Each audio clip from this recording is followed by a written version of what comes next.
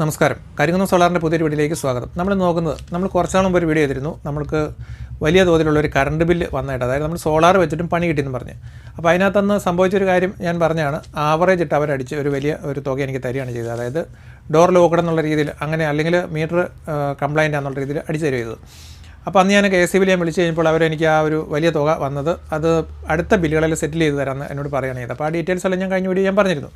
അപ്പോൾ എന്നോട് കുറേ ആൾക്കാർ ചോദിച്ചിരുന്നതാണ്, അപ്പം ഇനി ബില്ല് വന്നു കഴിയുമ്പോൾ അതിൻ്റെ വീഡിയോ ഒന്ന് ചെയ്യണം കേട്ടോ, എങ്ങനെയാണത് സെറ്റിൽ ചെയ്തത്, കറക്റ്റായോ സീറോ ആയോ എന്നൊക്കെ ചോദിച്ചുകൊണ്ട് കുറേ പേര് എനിക്ക് മെസ്സേജ് തന്നിട്ടുണ്ടായിരുന്നു. അപ്പോൾ അത് കഴിഞ്ഞതിന് ശേഷം ഇപ്പോൾ ഇത് 2 ബില്ല് നമുക്ക് പിന്നെ വന്നു, അന്നത്തെ ആ വീഡിയോ ചെയ്തതിന് ശേഷം. അപ്പോൾ ഇതിൻ്റെ ഡീറ്റെയിൽഡ് ആയിട്ടുള്ള കാര്യങ്ങൾ ഞാൻ നിങ്ങൾക്ക് ജസ്റ്റ് ഞാൻ പറഞ്ഞുതരാം. മറ്റു കുറച്ച് കാര്യങ്ങൾ അത്യാവശ്യം നിങ്ങൾ പറയാനുള്ള കുറച്ച് കാര്യങ്ങളുണ്ട്, അത് ഞാൻ പറഞ്ഞുതരാം നിങ്ങൾക്ക്. അപ്പോൾ ആ ഒരു സംഭവം നടന്നതിന് ശേഷം പിന്നീട് വന്ന അടുത്ത ബില്ലിനകത്ത് എനിക്കിത് സീറോയാണ് വന്നിരിക്കുന്നത്. ഞാനത് നിങ്ങളെ കാണിച്ചു തരാം. സീറോ വന്നിരിക്കുന്നത് കൃത്യമായിട്ട് കാണാൻ പറ്റുന്നില്ലേ? എമൗണ്ട് ഇത് മാഞ്ഞു പോയി. കാരണം വെച്ചാൽ ഇത് പെട്ടെന്ന് മാഞ്ഞു പോയി. KSEBിയുടെ ബില്ല് ഇതുണ്ട്. നമ്മൾ ഒരു മാസം പോലും ഇരിക്കുന്നതിന് മുമ്പ് തന്നെ ഈ സംഭവം പോകും. അതായത് പലരും എനിക്ക് ബില്ല് ഞാൻ ചോദിച്ചു കഴിയുമ്പോൾ ഇത് അയച്ചു തരാനായിട്ട് പലരും എടുത്ത് കഴിയുമ്പോഴത്തേക്ക് ബില്ലില്ല, പിന്നെ അത് മൊത്തം വെള്ളക്കടലാസായി പോവാം. അപ്പോൾ KSEB ദയവായിട്ട് ഇതൊന്നും ശ്രദ്ധിക്കണം. ചുമ്മാ വെള്ളക്കടലാസായി പോയത് പെട്ടെന്ന് തന്നെ ഇതിനെന്തെങ്കിലും ഒരു പരിഹാരം ഉണ്ടാക്കണം. അപ്പോൾ അതാണ് ആദ്യത്തെ ബില്ല് വന്നത്, 00 വന്നു. അത് കഴിഞ്ഞിട്ട് ഇപ്പം എനിക്ക് കഴിഞ്ഞ ദിവസം അടുത്ത രണ്ടാമത്തെ ഒരു ബില്ല് വന്നു. ഇതാണ് ഇതിനകത്ത് വന്നിരിക്കുന്ന എമൗണ്ട്. ഇതിനകത്ത് വന്നിരിക്കുന്ന എമൗണ്ട് എന്ന് പറയുന്നത് ശരിക്കും പറഞ്ഞു കഴിഞ്ഞാൽ 198 രൂപയാണ് നമുക്ക് ഇതിനകത്ത് അടയ്ക്കേണ്ടത്. അതായത് ഞാൻ ശരിക്കും 7 യൂണിറ്റാണ് ഇതിനകത്ത്. ഇത് നിങ്ങളെ ഞാൻ കാണിച്ചു തരാം കൃത്യമായിട്ട്. ഇതിനകത്ത് കണ്ടോ, 7 യൂണിറ്റാണ് ഞാൻ ശരിക്കും ഇതിനകത്ത് എടുത്തിരിക്കുന്നത്. അപ്പം 7 യൂണിറ്റ് എടുത്ത് എന്നെ സംബന്ധിച്ചിടത്തോളം പറഞ്ഞാൽ 42 രൂപയാണ് അതിനകത്ത്. 6 രൂപ വെച്ച് കറണ്ട് ചാർജ് കൂട്ടുവാണെങ്കിൽ 7 യൂണിറ്റിന് വരുന്നത്. അപ്പോൾ ശരിക്കും ഞാൻ 42 രൂപ അടച്ചാൽ മതി. പക്ഷേ എനിക്ക് ഇതിനകത്ത് അടയ്ക്കേണ്ടി വന്നത് 439 രൂപയാണ് മൊത്തത്തിൽ. അതിൻ്റെ കാരണം എന്നാന്ന് ചോദിച്ചു കഴിഞ്ഞാൽ ഇതിനകത്തൊരു 380 രൂപ ഫിക്സഡ് ചാർജാണ്. നിങ്ങളുടെയൊക്കെ ബില്ലിൽ നിങ്ങൾ കണ്ടിട്ടുണ്ടാവും ഫിക്സഡ് ചാർജ് എന്ന് പറഞ്ഞാൽ. എനിക്ക് ഭയങ്കര ഫിക്സഡ് ചാർജ് കിടക്കുന്നത് 380 രൂപ. ഞാൻ ഒരു യൂണിറ്റ് കറണ്ടും എടുത്തില്ലെങ്കിലും 42 രൂപ എനിക്ക് എനർജി ചാർജ് ഉള്ള കാര്യം ഇതിനകത്ത് കാണിച്ചിട്ടുണ്ട് കൃത്യമായിട്ട്. ശരി തന്നെയാണത്. പക്ഷേ ഈ 380 രൂപ എന്ന് പറയുന്നത് നമ്മൾ ഒരു യൂണിറ്റ് കറണ്ടും നമ്മൾ ഉപയോഗിച്ചില്ലെങ്കിൽ പോലും നമ്മൾ അടയ്ക്കേണ്ട ഒരു ചാർജാണ്. അപ്പോൾ എന്തുകൊണ്ടാണ് ഈ ഫിക്സഡ് ചാർജ് ഇവർ വാങ്ങിക്കുന്നത്? അതുമായിട്ട് ബന്ധപ്പെട്ടൊരു കാര്യം നമ്മൾ നോക്കുകയാണെങ്കിൽ ഈ 380 രൂപ ഇപ്പം എന്നോട് മേടിച്ചു. പലരോടും പല രീതിയിലായിരിക്കും. ഇത് ശരിക്കും ഈ ഫിക്സഡ് ചാർജ് ഇടുന്നത് തന്നെ വളരെ രസകരമായിട്ടൊരു സംഭവമാണ്. അതായത് നമ്മളിപ്പോൾ ഒരു പ്ലഗ് സോക്കറ്റ് മാത്രമാണ് നമ്മൾ വെച്ചിരിക്കുന്ന ഒരു ലൈറ്റും ഒക്കെ ആണെങ്കിൽ നമുക്കൊരു 60 രൂപ 50 രൂപയ്ക്കായിരിക്കും ചിലപ്പോൾ ഒരു പക്ഷേങ്കിൽ ഫിക്സഡ് ചാർജ് തരുന്നത്.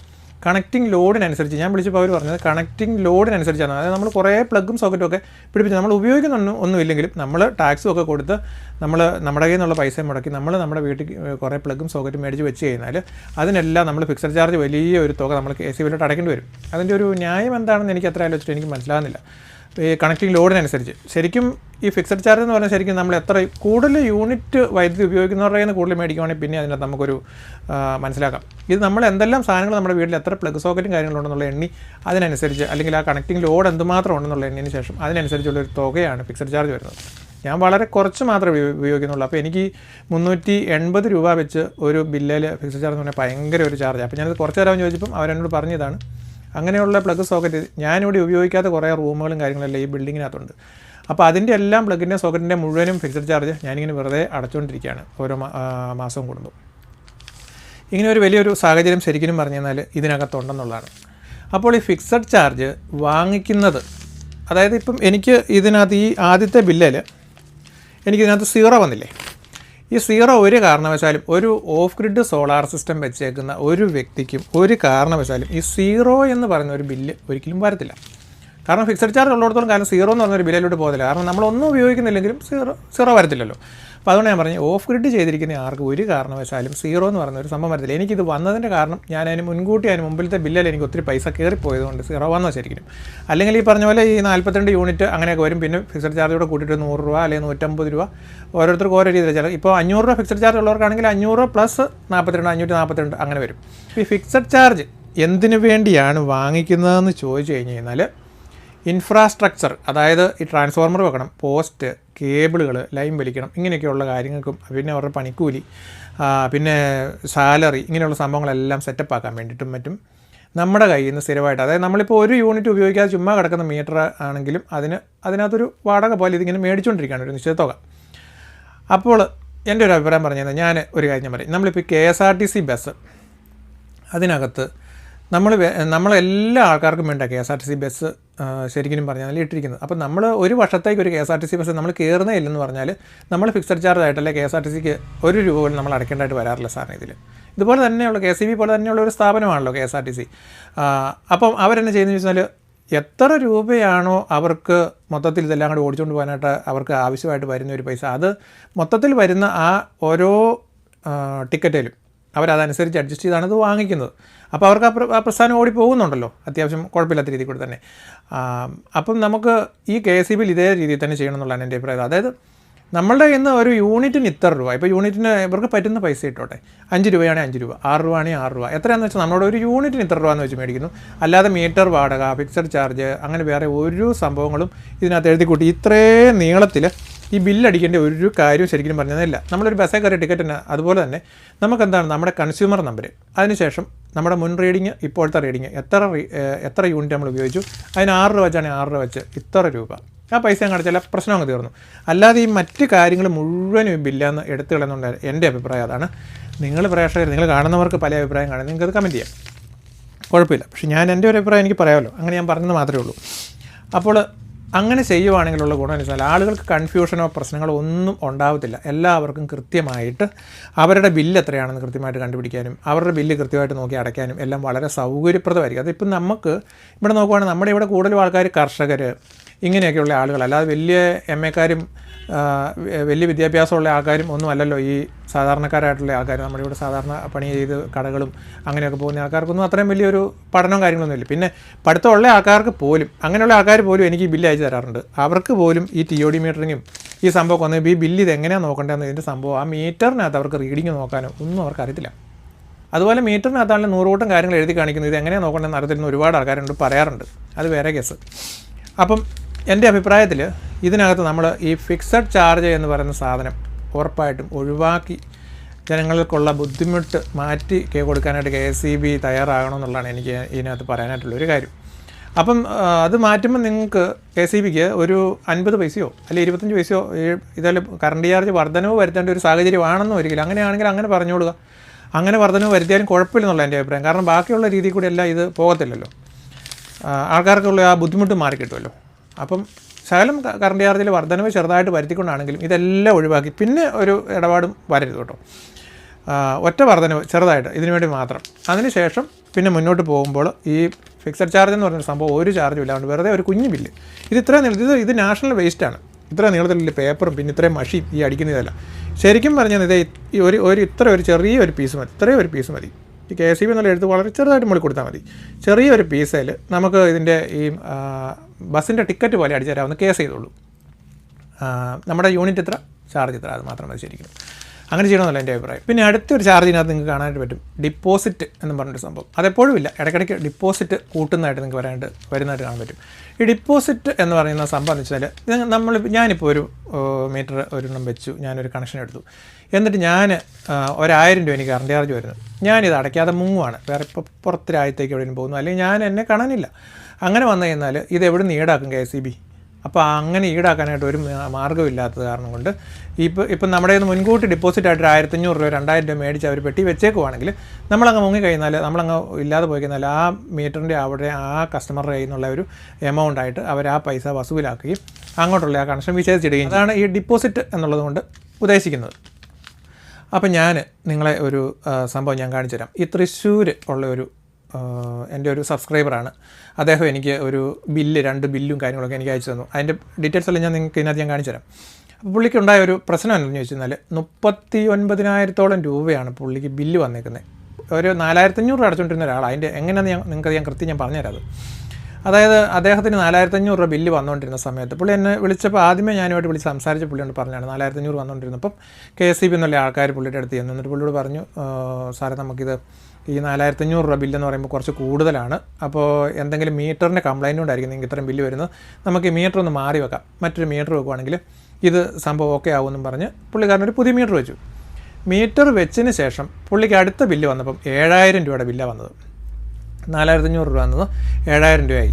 അപ്പോൾ ഈ 7,000 രൂപയുടെ ഈ ബില്ല് മാറ്റി വെച്ച് വന്നപ്പോൾ ആ ബില്ലിൻ്റെ ഫോട്ടോയും വിട്ട് അങ്ങനെ ഈ ബില്ല് വായിച്ചു തന്നിട്ട് എന്നോട് ചോദിച്ചു, ഇത് എന്താണ് ഇങ്ങനെ 7,000 രൂപ വന്നേക്കുന്നത്, ഞാൻ 4,000 അടച്ചുകൊണ്ടിരുന്നത്, ചരിത്രമെല്ലാം പുള്ളിയോട് ഇങ്ങനെ പറഞ്ഞു. അപ്പം ഞാൻ നോക്കിയപ്പോൾ സംഭവം വെച്ചാൽ TOD മീറ്ററാണ് പുള്ളിക്ക് വെച്ച് കൊടുത്തിരിക്കുന്നത്. അപ്പം ഈ 6 മുതൽ 10 വരെയുള്ള ഈ വലിയ തുക വരും എന്നുള്ള കാര്യം പുള്ളിക്കാരന് അറിയത്തില്ലായിരുന്നു. പുള്ളിക്കാരൻ ഈ വെള്ളമൊക്കെ അടിച്ച് കുഴൽക്കിണറിന് വെള്ളമൊക്കെ അടിച്ച് പാവപ്പെട്ട ആൾക്കാർക്ക് കൊടുക്കുക ഇങ്ങനെയൊക്കെയുള്ള സംഭവങ്ങളൊക്കെ ചെയ്യുന്ന ഒരു മനുഷ്യനാണ് പുള്ളി.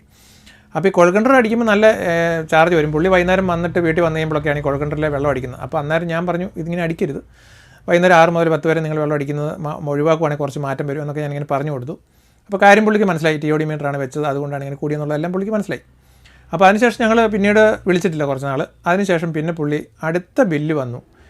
അത് കഴിഞ്ഞ് ആ ബില്ല് പുള്ളി അടച്ചു. അതും കഴിഞ്ഞ് അടുത്ത ബില്ല് വരുമ്പോഴാണ് പുള്ളി വീണ്ടും ഞാനുമായിട്ട് കോൺടാക്ട് ചെയ്യുന്നത്.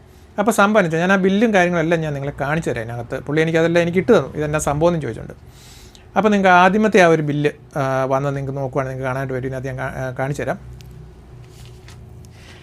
ആദ്യത്തെ ഒരു ബില്ല് വന്നപ്പോൾ ഈ 5000 രൂപ 4500 രൂപ അടച്ചുകൊണ്ടിരുന്ന മനുഷ്യനാണ്. അദ്ദേഹത്തിന് TOD മീറ്റർ ഫസ്റ്റിലെ വെച്ചിട്ട് ഫസ്റ്റ് ബില്ല് വന്നപ്പം ബിൽ തുക വന്നേക്കുന്നത് നോക്കിക്കോ, 8858 രൂപയാണ് ബിൽ തുക വന്നേക്കുന്നത്. അതിനകത്ത് പിന്നെ ഈ എക്സ്ട്രാ ആയിട്ട് കിടക്കുന്ന സാധനം വല്ല കുടിശ്ശിക വല്ലതും ആയിരിക്കും തോന്നുന്നു, 2769 രൂപ എന്ന് കിടപ്പുണ്ട്. അപ്പോൾ അതെനിക്ക് കൃത്യമായിട്ട് എനിക്ക് മനസ്സിലായി. ഞാൻ അതുകൊണ്ട് ഞാൻ ചോദിച്ചില്ല, എന്തെങ്കിലും കുടിശ്ശിക ആയിരിക്കണം അത് കണ്ടിട്ട് സാധ്യത വരുന്നത്. അപ്പോൾ അങ്ങനെ മൊത്തം തുക പുള്ളിക്ക് 11,343 രൂപ വന്നു. ഇതാണ് രണ്ടാമത്തെ ബില്ല്. ഈ ബില്ലും പുള്ളിക്കാരന് ഈ 11,343 രൂപ അടച്ചു. അത് കഴിഞ്ഞിട്ട് പിന്നെ അടുത്ത ബില്ല് വന്നു പുള്ളിക്ക്. അതാണ് പുള്ളി ഞെട്ടിയത്. അതായത് 29,114 രൂപ നിങ്ങൾക്ക് കാണാം അതിനകത്ത്, കണ്ടോ? ഇതാണ് അടുത്ത ബില്ല്. അതായത് ഇന്നെ ലാസ്റ്റ് പുള്ളി വിളിച്ചപ്പോൾ എനിക്ക് അയച്ചു തന്നെ ലാസ്റ്റ് ബില്ല് ചെയ്ത്. ഈ ബില്ല് വരുന്നതിന് ഇതെനിക്ക് അയച്ചു തന്നു. അപ്പോൾ പുള്ളിക്കാരൻ്റെ ഈ ബില്ല് നോക്കുമ്പോൾ ഇതിനകത്ത് നിങ്ങൾക്ക് നോക്കിയാൽ കാണാം, ബിൽ തുക എന്ന് പറയുന്നത് 13,370 രൂപ മാത്രമേ ഉള്ളൂ. പിന്നെ ACD അത് 15,744 രൂപ അടിച്ചു കൊടുത്തിരിക്കുകയാണ് പുള്ളിക്ക്. അതായത് ഇതിനകത്ത് 15,744 രൂപ ഈ ACD ആണ് വന്നിരിക്കുന്നത്. അതായത് ഇത് രണ്ടോട് കൂടുമ്പോൾ 29,114 രൂപ അടയ്ക്കണം. അപ്പോൾ ഞാൻ പുള്ളിയോട് പറഞ്ഞു, ഇത് ഡോറ് ലോക്കഡ് എന്ന് പറഞ്ഞു കഴിഞ്ഞാൽ നമ്മളവിടെ ആളില്ലാത്തപ്പോൾ വന്ന് ബില്ലെടുത്തിരിക്കുന്ന കേസാണിത്. അതിൻ്റെ സംഭവങ്ങളെല്ലാം ഞാൻ പറഞ്ഞു. എനിക്ക് സംഭവിച്ചുകൊണ്ട് തന്നെയുള്ളൊരു സംഗതിയാണത്. ഇതിനകത്തൊരു ആവറേജ് ഇട്ടിട്ട് അടിച്ചപ്പോൾ ഇതിനകത്ത് തുക 15,000 മുകളിൽ കയറി വന്നല്ലോ. അങ്ങനെ വന്നു കഴിയുമ്പോഴത്തേക്കും ഇതിനകത്ത് ഡിപ്പോസിറ്റ് കൂട്ടേണ്ടതായിട്ട് വന്നു. അന്നേരം ഇവരെന്നെ സംഭവം ചെയ്ത് അതിനനുസരിച്ചുള്ള ഡിപ്പോസിറ്റ് കയറ്റിയിട്ടു. അന്നേരമാണ് ഈ 30,000 രൂപയുടെ അടുത്തുള്ള റേറ്റ് വന്നത്. ശരിക്കും പറഞ്ഞാൽ ഒരു കാരണവശാലും ഇങ്ങനെ ഈ ഡോർ ലോക്കഡായിട്ട് വരുന്ന ആ സംഭവത്തിന് ഒരിക്കലും ഇങ്ങനെ ഒരു തുക ഒരിക്കലും KCB ഈടാക്കാനായിട്ട് ഒരിക്കലും പാടില്ലാത്ത. അപ്പോൾ ഇപ്പോൾ 30,000 രൂപ അവർക്ക് അങ്ങ് അടിച്ചു കൊടുത്തു. അത് അവർ അടയ്ക്കാതെ അവർ പോയി തന്നെ ചെയ്യാൻ പറ്റുമോ? ഒന്നും ചെയ്യാൻ പറ്റത്തില്ല എന്ന് പറയുന്ന കണക്ക്. അപ്പോൾ അത് ഇവർ സ്ഥിരമായിട്ട് അടച്ചുകൊണ്ടിരിക്കുന്നതും ഒരു പ്രശ്നമില്ലാത്ത ആൾ, ഇത്രയും വർഷങ്ങളായിട്ടുള്ള ഒരു, ഞാൻ അദ്ദേഹത്തിനോട് ഞാൻ പറഞ്ഞു ഇങ്ങനെ ഇതാണ് സംഭവം, കാര്യങ്ങളൊക്കെ ഞാൻ പറഞ്ഞു കൊടുത്തു. അല്ലാതെ നമുക്കൊന്നും ചെയ്യാൻ പറ്റത്തില്ല അതിനകത്ത്. അപ്പം KCB ആയിട്ട് സംസാരിക്കാൻ ഞാൻ പറഞ്ഞു പോയിട്ട്. അപ്പോൾ അതുകൊണ്ട് തന്നെയാണ് ഞാൻ പറയുന്നത്, ഇതെല്ലാം മാറ്റിയിട്ട് ഒറ്റ ബില്ല്, അതിന് ഇത്ര യൂണിറ്റിന് ഇത്ര രൂപ, 6 ആണ് 6, 7 ആണ് 7 രൂപ വെച്ചിട്ട് നമ്മൾ ബില്ലടിക്കുന്ന ഒരു സംവിധാനം KCB റെഡിയാക്കണം എന്നുള്ള എനിക്ക് പറയാനായിട്ടുള്ള. ശരിക്കും പറഞ്ഞു കഴിഞ്ഞാൽ ഇതിനകത്ത് വേറെ ഒരു അഡീഷണൽ സംവിധാനങ്ങളും ഇല്ല. അതുകൊണ്ട് മുമ്പ് ഞാൻ പറഞ്ഞല്ലോ അതുപോലെ ഒരു ബില്ല്. പിന്നെ അതുപോലെ തന്നെ വളരെ രസകരമായിട്ടുള്ള ഒരു കാര്യമാണ് ഈ കൂടുതൽ ഉപയോഗിച്ചാൽ കൂടുതൽ പൈസ കൊടുക്കണമെന്നുള്ളൊരു പോളിസി ഈ KCBയുടെ. ഞാൻ നോക്കിയിട്ട് വേറെ ഒരിടത്തും ഇങ്ങനെ ഒരു സംഭവം ഉള്ളതായിട്ട്, ഇതൊരു കടങ്കഥയായിട്ട് വേണമെങ്കിൽ എടുക്കാമെന്ന് എനിക്ക് തോന്നുന്നു. അതായത് കൂടുതൽ ഉപയോഗിച്ചാൽ കൂടുതൽ പണം കൊടുക്കേണ്ടത് എന്ത് എന്ന് ചോദിച്ച് പിള്ളേരോടൊക്കെ നമുക്ക് വേണമെങ്കിൽ കടങ്കഥയായിട്ട് ചോദിക്കാൻ വേണ്ടി പറ്റും. ഇപ്പം നമ്മൾ തമിഴ്നാട്ടിലൊക്കെ ചെന്നിട്ട് എന്തെങ്കിലും ഒരു സാധനം മേടിക്കാനായിട്ട് ചെന്നാൽ പോലും അവർ എത്ര പീസ് വേണം എന്നാണ് ചോദിക്കുന്നത് ആദ്യമേ തന്നെ. അപ്പോൾ അതിനനുസരിച്ചാണ് റേറ്റ് ചോദിക്കുമ്പോൾ അവർ റേറ്റ് പറയുന്നത്. പീസ് കൂടുതൽ എടുക്കുന്നതിനനുസരിച്ച് റേറ്റ് താഴ്ത്ത് പോരുക. ഈ KCBയുടെ കറണ്ട് അല്ലാതെ വേറെ എനിക്ക് തോന്നുന്നു ലോകത്തിലൊരു സാധനവും കാണിയിരുന്നത് എനിക്ക് തോന്നുന്നത്. നമ്മൾ അങ്ങോട്ട് കൂടുതൽ സാധനം ആവശ്യപ്പെടുന്നതിനനുസരിച്ച് പൈസ കൂട്ടി ചോദിക്കുന്നതായിട്ടുള്ള ഒരു. അപ്പം നമുക്ക് കൂടുതലായിട്ട് ഈ കറണ്ട് എടുക്കുന്ന ആൾക്കാർക്ക് എന്തെങ്കിലും ഒരു ചെറിയ ഇളവ് 50 പൈസയെങ്കിലും കുറച്ചാണ് കൊടുക്കേണ്ടത്. കാരണം ഇപ്പം ബാക്കി എല്ലാവർക്കും 6 രൂപയ്ക്ക് കൊടുക്കുന്നതെന്നുണ്ടെങ്കിൽ ഒരു 10,000 യൂണിറ്റ് ഉപയോഗിക്കുന്നവർക്ക് 6 രൂപ എന്നുള്ള 5 രൂപ 50 പൈസയായി കൊടുക്കണം. അപ്പോൾ എന്നെ സംഭവം ചോദിച്ചാൽ അവർ കൂടുതൽ കൃത്യമായിട്ടുള്ള വ്യവസായങ്ങളും കാര്യങ്ങളും നടത്താൻ അവർക്കൊരു പ്രോത്സാഹനവുമാകും. എന്നാലേ നമ്മുടെ നാട്ടിൽ എന്തെങ്കിലുമൊക്കെ സംഭവങ്ങൾ വരത്തുള്ളൂ. പിന്നെ കറണ്ട് ഇല്ല എന്ന് പറഞ്ഞിട്ട് യാതൊരു നമ്മൾ എങ്ങനെയാലും അത് ഉൽപ്പാദിപ്പിക്കണം. നമുക്ക് ലാഭകരമായ രീതിയിൽ, അതായത് നമ്മൾ ഉൽപ്പാദിപ്പിക്കുന്നതിനെ കഴിഞ്ഞും കൂടുതൽ വിലയ്ക്കാണല്ലോ എങ്ങനെയാണെങ്കിലും വിൽക്കുന്നത്. അന്നേരം പിന്നെ പ്രശ്നമില്ല, നമുക്ക് സോളാർ പാനലുകൾ വെച്ച് ഉൽപ്പാദിപ്പിച്ച് ആവശ്യമുള്ളവർക്ക് കൊടുക്കാം. അപ്പോൾ ചൈനയൊക്കെ ചെയ്യുന്നത് കണക്ക് നമുക്ക് കൂടുതൽ സോളാർ പാനലുകൾ വെച്ചിട്ട് നമുക്ക് അതിൽ നിന്ന് ഉൽപ്പാദിപ്പിച്ച് നമുക്ക് കൊടുക്കാം. ഫ്ലോട്ടിങ് ഈ നമുക്ക് കായലിൻ്റെയൊക്കെ മേളിലോ അതുപോലെ തന്നെയുള്ള ഈ മലമ്പ്രദേശമൊക്കെ എന്തോരം എന്തോരമാണ് പാറക്കെട്ടുകളെല്ലാം കിടക്കുന്നത്. അതിന് മുകളിലെല്ലാം മൊത്തം സോളാർ പാനൽ വെച്ച് കഴിഞ്ഞാൽ അവിടെ നിന്നെല്ലാം നമുക്ക് കേബിളുകൾ വഴി കൊണ്ടുവന്ന് നമുക്ക് ഇഷ്ടംപോലെ കൊടുക്കാം. അപ്പം നമുക്ക് ലാഭം, അതായത് നഷ്ടമില്ലല്ലോ. ഈ ലാഭത്തിലാണല്ലോ കൊടുക്കുന്നത്, നമ്മൾ കറണ്ട് കൊടുക്കുന്നത്. അപ്പം ചൈനയൊക്കെ അങ്ങനെയല്ലേ ചെയ്യുന്നത്, അവർ ലാഭത്തിൽ തന്നെയാണ് ഇത് സിസ്റ്റം ഉണ്ടാക്കി വെച്ച് ഇവർ ഇത് വിൽക്കുന്നത്. അതുപോലെ തന്നെ ലാഭം ഉള്ള രീതിയിൽ തന്നെ വിൽക്കുക. എന്തേരം ആവശ്യം ഉണ്ടെങ്കിലും കൊടുക്കാൻ നമ്മൾ തയ്യാറാകുക. എങ്കിൽ മാത്രമേ നമ്മുടെ രാജ്യത്തിന് പുരോഗതി ഉണ്ടാകത്തുള്ളൂ. അല്ല അതുകൊണ്ട് ഇതിങ്ങനെ മൂടി വെച്ചിട്ട് ഇത് കുറച്ചേ ഉള്ളൂ, ഇത് ഭയങ്കര വിലയ്ക്ക് ഇച്ചിരിച്ചേ തരുള്ളൂ എന്ന് പറഞ്ഞ് അങ്ങനെ കൊടുത്തിട്ടുണ്ടെങ്കിൽ ഒരിക്കലും നമ്മുടെ നാടിന് ഉന്നമനം ഉണ്ടാകത്തില്ല, ഒരു വ്യവസായങ്ങളോ കാര്യങ്ങളോ ഒന്നും നമുക്ക് മുന്നോട്ട് കൊണ്ടുപോകാനായിട്ട് പറ്റത്തില്ല. ഇഷ്ടംപോലെ കറണ്ട് വേണം, എനർജിയാണ് ഏറ്റവും പ്രധാനം. അതുണ്ടെങ്കിൽ മാത്രമേ മുന്നോട്ട് ചലനമുള്ളൂ നമ്മുടെ സംസ്ഥാനത്തിനാണെങ്കിലും നമ്മുടെ ഇന്ത്യക്കാണെങ്കിലും. അപ്പോൾ ഇഷ്ടംപോലെ കൊടുക്കാൻ നമ്മൾ തയ്യാറാകണം കറണ്ട്. അതും മാക്സിമം കുറച്ച് കൊടുക്കണം. കൂടുതൽ ആവശ്യപ്പെടുന്നവർക്ക് റേറ്റ് കുറച്ച് അത് കൊടുക്കാനായിട്ട് തയ്യാറാകണം. അതാണ് അതിനകത്ത് ശരിക്കും വരേണ്ട ഒരു പോളിസി. അതുപോലെ തന്നെ പിന്നെ ഒരു കാര്യം, ഈ ഫ്രീ കൊടുക്കുന്നത് എന്നോട് പലരും പറയാറുണ്ട്, ഫ്രീ കിട്ടുന്നുണ്ട്, അവിടെയുണ്ട് ഇവിടെയുണ്ട്. ഞാൻ ഒരു കാര്യം അതിനകത്ത് പറയാം, ബാക്കിയൊക്കെ എല്ലാം ഓക്കെ. പക്ഷേ ഈ ഫ്രീ കൊടുക്കുന്നതിനോട് ഞാൻ അത്ര വലിയൊരു അഭിപ്രായമില്ല, അല്ലെങ്കിൽ എനിക്ക് ഇത്ര വലിയൊരു യോജിപ്പില്ല. കാരണം ഫ്രീ കൊടുത്താൽ മടിയന്മാരായി പോകും. ഒന്നാമതിൽ തന്നെ ആളുകൾ നമുക്ക് ഫ്രീ കൊടുക്കേണ്ട ആളുകളുണ്ട്. അതായത് ഇപ്പം നമ്മൾ നോക്കുവാണെങ്കിൽ ഒരു ഡിസേബിൾ ആയിട്ടുള്ള ആളുകളുണ്ടല്ലോ, ഇപ്പോൾ കണ്ണിന് കാഴ്ചയില്ലാത്തത്, അതേപോലെ തന്നെ ചെവി കേൾക്കത്തില്ലാത്ത ആളുകൾ, കാലുകളില്ലാത്ത, അങ്ങനെയൊക്കെയുള്ള ഡിസബിലിറ്റി ഉള്ളവർക്ക് നമുക്ക് വേണമെങ്കിൽ കൊടുക്കാം. അതായത് എത്ര കൊടുത്താലും കുഴപ്പമില്ല. ഇപ്പോൾ ഒരു 500 യൂണിറ്റ് വരെ, ഇപ്പോൾ കണ്ണിന് കാഴ്ചയില്ലാത്തൊരു വ്യക്തിക്കാണെങ്കിൽ നമ്മളൊരു 500 യൂണിറ്റ് വരെയും കൊടുക്കുന്നതിനും ഫ്രീ ആയിട്ട് കൊടുക്കുന്നതിനും കുഴപ്പമില്ലെന്നുള്ള അഭിപ്രായക്കാരനാണ്. അങ്ങനെയുള്ളവർക്കാണ് കൊടുക്കേണ്ടത്. അപ്പോൾ അതിന് വേണ്ടിയിട്ട് നമുക്ക് നമ്മുടെ കറണ്ട് ചാർജ്, സാധാരണക്കാരുടെ കറണ്ട് ചാർജിൽ ഒരു 5 പൈസയോ 2 പൈസയോ കൂടുതൽ വെക്കേണ്ടി വന്നാൽ പോലും ഞാനത് കൊടുക്കാൻ തയ്യാറാണ്, ഒരു പ്രശ്നമില്ല. കാരണം അത് നമ്മുടെ ഒരു ഉത്തരവാദിത്തമാണ്, നമ്മുടെ കടമയാണ്. നമ്മുടെ സമൂഹത്തിലുള്ള അങ്ങനെയുള്ള വ്യക്തികളെ നമുക്ക് സഹായിക്കാൻ പറ്റുന്നത് നമ്മൾ സഹായിക്കേണ്ട ഒരു കടമയുണ്ട് നമുക്ക്. പിന്നെ അതേപോലെ പിന്നെ വേണമെങ്കിൽ നമുക്ക് കൊടുക്കാവുന്ന ഒരു 50 യൂണിറ്റൊക്കെ ഉപയോഗിക്കുന്ന പാവങ്ങളായിട്ട് ആൾക്കാരുണ്ട്, തീരെ പൈസ ഇല്ലാത്ത ആൾക്കാർ. അപ്പോൾ അങ്ങനെയുള്ള ആൾക്കാരെ നമുക്കൊരു സഹായം എന്നുള്ള രീതിയിൽ ചെറിയ യൂണിറ്റ് ഉപയോഗിക്കുന്ന കുറച്ച് മാത്രമായിട്ട് ഉപയോഗിക്കുന്ന ആൾക്കാർക്ക് വേണമെങ്കിൽ നമുക്കൊരു സഹായം എന്നുള്ള രീതിയിൽ ഇളവ് ഒരു ഫ്രീ ആയിട്ട് വേണമെങ്കിൽ ഇത്ര യൂണിറ്റ് വരെ വേണമെങ്കിൽ കൊടുക്കാം. പക്ഷേ അതെല്ലാവർക്കും ഒരുപോലെയല്ല. ചെറിയ ആൾക്കാർ അത് പ്രത്യേകം കണ്ടുപിടിച്ച് നമ്മൾ റേഷൻ കാർഡൊക്കെ ഉണ്ടല്ലോ എന്ന് പറഞ്ഞാൽ നമുക്ക് തന്നെ അങ്ങനെ കണ്ടുപിടിച്ച് അവർക്ക് പ്രത്യേകമായിട്ട് തന്നെ കൊടുക്കുകയാണെങ്കിൽ കുഴപ്പമില്ല, അത് അങ്ങനെയുള്ളവർക്ക് കൊടുക്കാം. അതുപോലെ തന്നെ പിന്നെ നമുക്ക് പ്രധാനമായിട്ടും കൊടുക്കേണ്ട ഒരു കേസാണ് ഈ കർഷകരായിട്ടുള്ളവർക്ക്. അത് വെള്ളം അടിക്കാൻ വേണ്ടി, ബ്രാൻഡിയും വിസ്കി അല്ല കേട്ടോ, നമ്മുടെ ഈ മോട്ടറിനകത്ത് നിന്ന് വെള്ളം അടിക്കാൻ വേണ്ടി കർഷകർക്ക് വേണമെങ്കിൽ നമുക്ക് കൊടുക്കാം. അതായത് ഒരു കൃഷിസ്ഥലം നനയ്ക്കാനുള്ളത് എന്തുമാത്രം വെള്ളം ആവശ്യമുണ്ടെങ്കിലും അത് അടിക്കാനുള്ളത് എത്ര കറണ്ട് ആവശ്യമുണ്ടെങ്കിലും അത് ഫ്രീ ആയിട്ട് കൊടുക്കണം എന്നുള്ള എൻ്റെ അഭിപ്രായം. കാരണം നമുക്ക് ഈ കർഷകരുണ്ടെങ്കിൽ മാത്രമേ മുന്നോട്ട് ജീവിതമുള്ളൂ. ശരിക്കും പറഞ്ഞാൽ നമ്മൾ ഈ മൊബൈൽ ഫോണും ടി വിയും ഇൻവെർട്ടറും സോളാർ പാനലും എല്ലാം നമുക്കുണ്ടെന്ന് പറഞ്ഞാലും ഉള്ളിലോട്ട് എന്തെങ്കിലും ചെന്നെങ്കിലല്ലേ നമുക്ക് ജീവിച്ചു പോകാൻ പറ്റത്തുള്ളൂ. അപ്പോൾ അതുണ്ടാക്കുന്ന ആൾക്കാരാണ് കർഷകർ. ഒന്നാം സ്ഥാനം അവർക്കാണ്. എന്തെല്ലാം പ്രൊഡക്ഷൻ നടത്തിയാലും എന്തെല്ലാം പ്രോഡക്റ്റുകൾ നമ്മൾ ഉണ്ടാക്കിയെന്ന് പറഞ്ഞു കഴിഞ്ഞാലും ഒന്നാം സ്ഥാനത്ത് പ്രൊഡക്ഷൻ നടത്തുന്ന ആൾക്കാർ, പ്രോഡക്റ്റ് ഉണ്ടാക്കുന്ന ആൾക്കാരെന്ന് പറഞ്ഞു കഴിഞ്ഞാൽ കർഷകരായിട്ടുള്ള ആൾക്കാരാണ്. അതുകൊണ്ട് മാത്രമാണ് നമുക്ക് പിടിച്ചു നിൽക്കാൻ പറ്റത്തുള്ളൂ. കാരണം ഇപ്പം ഏതൊക്കെ രാജ്യം എവിടെ നിന്നെല്ലാം നമുക്ക് എന്നെല്ലാം താരി പഠിച്ചെന്ന് പറഞ്ഞു കഴിഞ്ഞാലും നമുക്ക് ആവശ്യത്തിന് കഴിക്കാനുള്ള ഫുഡ് നമ്മുടെ കയ്യിലുണ്ടെങ്കിൽ നമ്മളെ ആർക്കും ഒന്നും ചെയ്യാൻ പറ്റത്തില്ല. ഏത് രാജ്യം എന്തെല്ലാം താരി പഠിച്ചാലും നമ്മൾ പിടിച്ചു നിൽക്കും. ഫുഡില്ലാത്തൊരു സാഹചര്യം വന്നു കഴിഞ്ഞാൽ നമുക്ക് ഒന്നും ചെയ്യാൻ പറ്റത്തില്ല. അത് വലിയൊരു ക്രൈസിസ് ആയിരിക്കും കേട്ടോ. അപ്പോൾ അതുകൊണ്ട് തന്നെ കർഷകരെ ഉപേക്ഷിച്ചിട്ടുള്ള ഒരു കളിക്കും നമുക്ക് പോകാൻ വേണ്ടി പറ്റത്തില്ല. അവർക്കാണ് ഒന്നാം സ്ഥാനം കൊടുക്കേണ്ടത്. അവർക്ക് എന്തുമാത്രം വെള്ളം നനയ്ക്കാൻ, നമുക്ക് ഫുഡ് തരാൻ വേണ്ടി അവർ കൃഷി സാധനങ്ങൾ നട്ടിട്ട് അത് നനയ്ക്കാൻ വെള്ളം അവർക്ക് അടിക്കാനായിട്ടുള്ള മോട്ടോർ വർക്ക് ചെയ്യിപ്പിക്കുന്നതിനുള്ള കറണ്ട് എടുത്തിട്ട് അവരോട് വലിയൊരു തുക മേടിക്കുക എന്ന് പറഞ്ഞാൽ അത് എത്ര മോശമായിട്ടുള്ള കാര്യം. അപ്പോൾ എന്തുമാത്രം കൃഷി നനയ്ക്കണമെങ്കിലും ആ വെള്ളം അടിക്കാനുള്ളത് ഫുള്ള് ഫ്രീ ആക്കണം എന്നുള്ളതാണ് എൻ്റെ അഭിപ്രായം. കർഷകർക്ക് വേണ്ടിയിട്ട് അങ്ങനെ ചെയ്യണമെന്നുള്ളതാണ്. അപ്പോൾ ഇത്രയും കാര്യങ്ങളാണ് എനിക്കിതിനകത്ത് മെയിനായിട്ടും പറയാനുള്ളത്. മെയിനായിട്ടുള്ളൊരു കേസെന്ന് പറഞ്ഞാൽ ബില്ല് അടിക്കുമ്പോൾ അത് ഒറ്റ ഒരു ബില്ല്, KSRTC ബസ്സിൽ കയറുന്നത് പോലെ നമ്മൾക്ക് എല്ലാ ചാർജുകളും ഉൾപ്പെടുത്തിക്കൊണ്ട് നമ്മുടെ യൂണിറ്റ് ചാർജ് മാത്രം ഇത്ര നിജപ്പെടുത്തിക്കൊണ്ടുള്ള ഒരു ബില്ല് ആക്കാനുള്ള ഒരു സംവിധാനം KSEBിക്കകത്തുനിന്ന് വരണം എന്നുള്ളതാണ് എൻ്റെ അഭിപ്രായം. അതേപോലെ തന്നെ നമ്മളുടെ കറണ്ട് കൂടുതൽ ഉപയോഗിക്കുന്ന ആൾക്കാർക്ക് വലിയ ചാർജുകൾ ഏർപ്പാടാക്കാതുകൊണ്ട് കൂടുതൽ ഉപയോഗിക്കുന്ന ആൾക്കാർക്ക് അല്പമെങ്കിലും കുറച്ച് കറണ്ട് ചാർജ് കുറച്ച് കൊടുത്തത്, അതായത് ഇപ്പോൾ 10 രൂപ എന്നുള്ളതാണെങ്കിൽ 9,000 രൂപ, അങ്ങനെ ചെറിയൊരു കറണ്ട് ചാർജ് കുറച്ചുകൊണ്ട് അവർക്കൊരു പ്രോത്സാഹനം കൊടുത്തുകൊണ്ടുള്ള ഒരു സംവിധാനമായിരിക്കണം നമുക്ക് വരുന്നത്.